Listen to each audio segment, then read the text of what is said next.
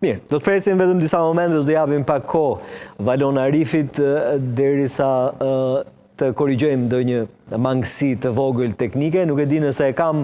sërish Valon Arifin, gazetar nga Presheva, i cili ka ndjekur me detaje këtë protestë të madhe në Serbi, zhvilluar gjatë fundjavës, një protestë të paktën në dukje, sipas asaj që pasqyron shtypi në Serbi, por jo vetëm, e ka bërë që të reflektojë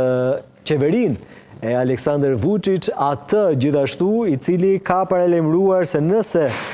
nuk do të zëvendësohet kryeministri i dorëhequr, deri brenda qershorit do të mbahen zgjedhje parlamentare, zgjedhje të cilat sigurisht që do të shoqërohen me pikpyetje të mëdha për sa i përket asaj që pritet ndodh pas tyre. Çfarë kërkojnë aktivistët, çfarë kërkojnë studentët dhe gjithë ata që në mënyrë të vazhdueshme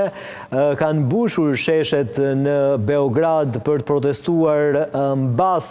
një ngjarje e cila në fakt rëndoi goxha opinionin publik, shkaktoi 15 viktima, rënja e një godine në Novi Sad, e cila pretendoi se ishte në kushte të mira teknike dhe madje kohëve të fundit ishte nënshtruar një rikonstruksioni. Ka mjaftuar kaq që të rinë, studentët, aktivistët, gazetarët, por jo vetëm të mbushin sheshet për të kërkuar llogari nga autoritetet në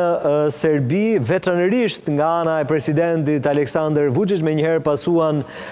dorëheqje nga ana e kryetarit të komunës së Novi Sadit, por gjithashtu edhe kryeministrit të qeverisë. Aktivistët ende nuk mjaftohen, vazhdojnë që të protestojnë. Çfarë do të ndodhë më tej? E kam